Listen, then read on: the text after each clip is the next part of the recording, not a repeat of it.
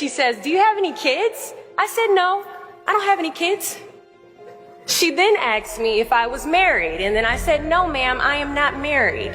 She says, "How old are you?" I said, 19. "May I help you find something?" She then says, "You are the most beautiful girl I have seen." And I said, "Oh, thank you." And then she says, "I think you could be the next Miss USA." I'm in the Army, okay? We don't do pageants in the Army.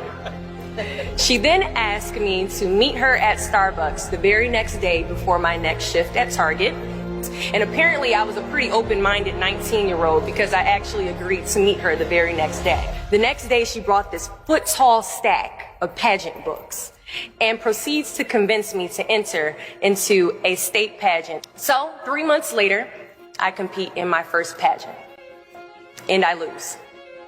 I go back the second year, compete in the state pageant. I lose.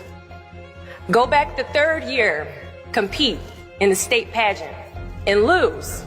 Go back the fourth year, compete in the same pageant and lose. I go back the fifth year, y'all.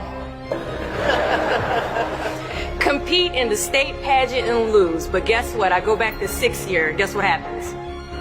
I lose. I called her on the phone and said, "You told me I could be the next Miss USA." And she says, "Deshauna, keep working, don't quit, keep going back." And in June of 2015, she passes away from leukemia. 6 months later, in December 2015, I win Miss District of Columbia, USA.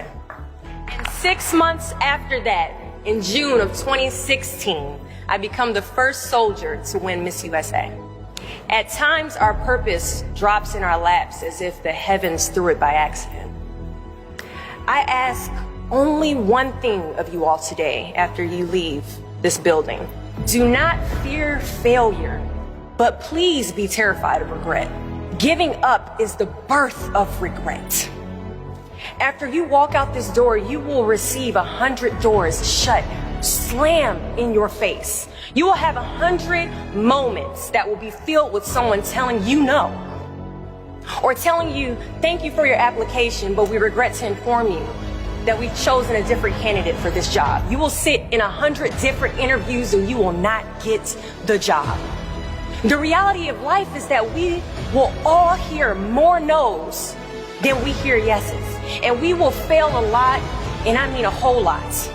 But what I ask of you today is to not take no for an answer. Don't be afraid of no's. Be afraid of the possibility of a yes that you have